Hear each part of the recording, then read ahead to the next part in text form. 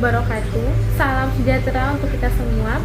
Pada kesempatan hari ini, saya Syafika Fasihombing dari kelas C PAUD Istanbul 2024 akan kembali mempresentasikan materi kita yang berjudul Pancasila sebagai dasar nilai pengembangan ilmu. Nah, topik ini sangat penting teman-teman, karena kita di sini nggak hanya membahas mengenai ilmu pengetahuan aja, tapi juga kita akan bahas bagaimana sih ilmu itu harus dikembangkan dengan nilai-nilai yang sesuai dengan jati diri dari bangsa kita. Selamat menyaksikan. Yang pertama teman-teman, kita akan bahas mengenai Pancasila sebagai nilai pengembangan ilmu. Nah, di sini kita bakal langsung masuk ke inti utama bahwa Pancasila itu bukan hanya sekedar dasar negara, tapi juga menjadi pedoman dalam pengembangan ilmu pengetahuan. Artinya teman-teman, ilmu itu nggak boleh berkembang tanpa arah. Ilmu itu harus memiliki tujuan yang jelas, yaitu untuk kemanusiaan, untuk keadilan, dan untuk kesejahteraan kita bersama. Nah, yang sering menjadi masalah pada saat ini teman-teman adalah ilmu itu hanya berorientasi pada pasar atau pada kepentingan ekonomi aja. Padahal teman-teman, melalui Pancasila kita itu diingatkan kembali bahwa ilmu harus berakar pada budaya bangsa dan juga harus memperhatikan nilai kemanusiaan. Jadi teman-teman, pentingnya pada slide ini adalah ilmu itu nggak netral, tapi dia itu harus berlandaskan dengan nilai dan juga Pancasila yang menjadi arah serta batasnya. Nah, selanjutnya teman-teman, kita akan bahas mengenai ilmu dalam perspektif historis. Nah, kita di sini bakal lihat nih bagaimana sih ilmu itu berkembang dari masa ke masa. Nah, awalnya teman-teman, pada masa pra-Yunani, ilmu itu masih bercampur dengan hal-hal yang magis. Nah, kemudian teman-teman, pada masa Yunani kuno mulailah berkembang ilmu ini menjadi pemikiran rasional. Nah, lalu pada memasuki abad pertengahan, ilmu itu sangat dipengaruhi oleh agama. Nah, pada masuk ke masa Renaissance, manusia itu mulai bebas dalam berpikirnya, dan ilmu pada masa itu mulai berkembang pesat hingga zaman modern dan kontemporer seperti sekarang. Nah, teman-teman, jadi dapat kita simpulkan bahwa ilmu itu nggak statis ya, tapi dia itu terus berkembang sesuai dengan zaman. Dan karena hal itulah teman-teman, ilmu itu juga perlu diarahkan agar tidak menyimpang dari nilai-nilai kemanusiaan. Selanjutnya teman-teman, kita bakal bahas mengenai pengertian dan ciri-ciri ilmu. Nah, ilmu teman-teman memiliki ciri-ciri utama. Yang pertama, berbasis fakta atau empiris. Yang kedua, dia itu tersusun secara sistematis. Yang ketiga, dia menggunakan logika. Dan yang keempat, dapat diuji kebenarannya. Nah, yang perlu ditekankan teman-teman adalah bahwa ilmu itu berbeda dengan kepercayaan atau opini. Jadi ilmu itu punya proses teman-teman, yaitu apa? Pengamatan. Setelah pengamatan ke pengujian, setelah pengujian kita ke pembuktian. Nah, lalu teman-teman, ilmu juga memiliki 3 hakikat. Yang pertama sebagai produk, yaitu hasil dari pengetahuan kita. Yang kedua sebagai proses, yaitu kegiatan kita dalam berpengetahuan, dalam berpenelitian. Nah, yang ketiga teman-teman sebagai komunitas, yaitu kita melibatkan seorang ilmuwan.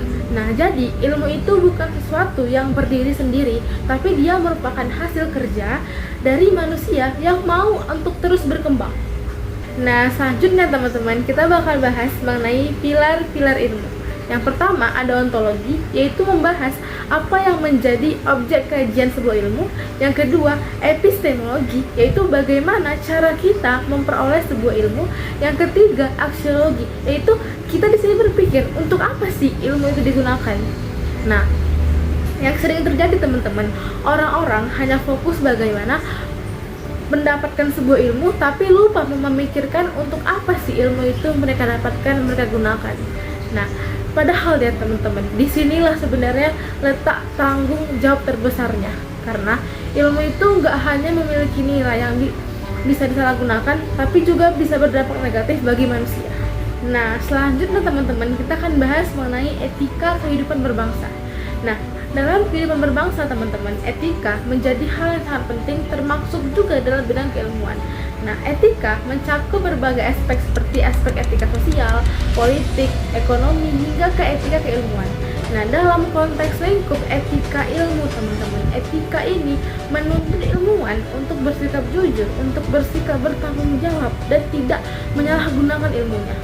Nah, jadi jelas ya teman-teman bahwa etika itu nggak selalu diatur oleh hukum, tapi juga memiliki kekuasaan moral yang besar. Nah, ketika teman-teman seorang ilmuwan ini melanggar etika, mungkin memang dia nggak akan selalu mendapatkan hukuman hukum, nggak akan mendapatkan sanksi hukum. Nah, tapi teman-teman, dia akan kehilangan kepercayaan dan juga integritasnya. Nah, jadi teman-teman, etika ini menjadi fondasi penting dalam menjaga ilmu agar tetap digunakan dengan kebaikan. Nah, selanjutnya teman-teman, kita masuk kepada problema etika ilmu. Nah, ada pandangan teman-teman yang mengatakan bahwa ilmu itu harus bebas dari nilai agar tetap objektif dan tidak dipengaruhi oleh kepentingan tertentu. Nah, namun ada juga pandangan lain yang mengatakan bahwa ilmu itu nggak mungkin bebas dari nilai, karena dia itu selalu dipengaruhi oleh manusia yang menciptakan dan juga yang menggunakannya.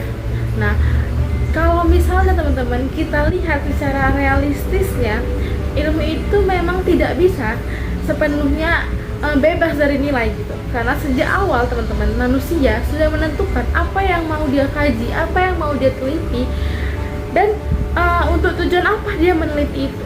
Nah, jadi jelas teman-teman bahwa ilmu itu memiliki potensi untuk memberikan dampak besar, baik positif maupun negatif. Nah, oleh karena itu teman-teman, sebenarnya yang menjadi fokus kita bukan lagi apakah ilmu itu bebas nilai atau enggak, tapi bagaimana kita memastikan bahwa ilmu itu digunakan secara bertanggung jawab. Nah, selanjutnya teman-teman, kita bakal masuk mengenai Pancasila sebagai dasar pengembangan iptek.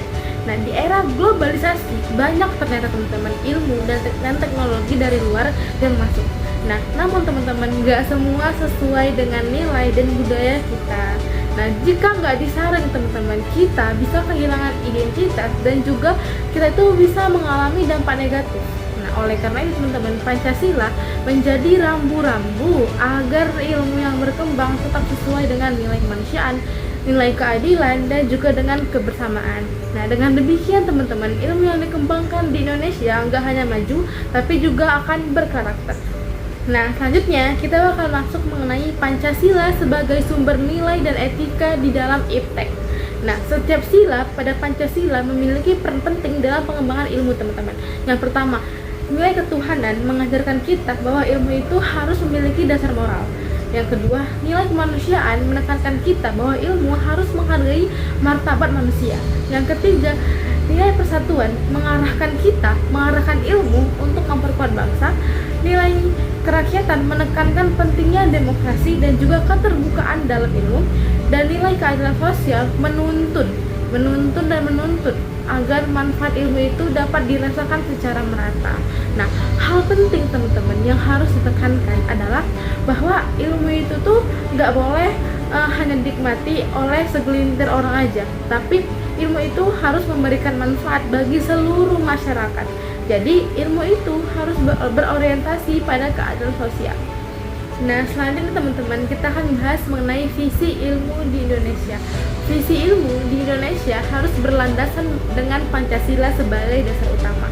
Nah, ilmu tidak hanya bertujuan untuk kemajuan teknologi, tapi juga untuk meningkatkan kualitas hidup manusia. Nah, selain itu teman-teman, ilmu itu juga harus berakar pada budaya bangsa agar tidak kehilangan identitas.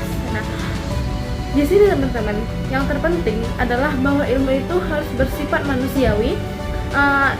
Jadi dia itu nggak hanya mengejar kebenaran tentang secara teknis gitu, tapi juga harus mempertimbangkan nilai dan juga dampak bagi kehidupan.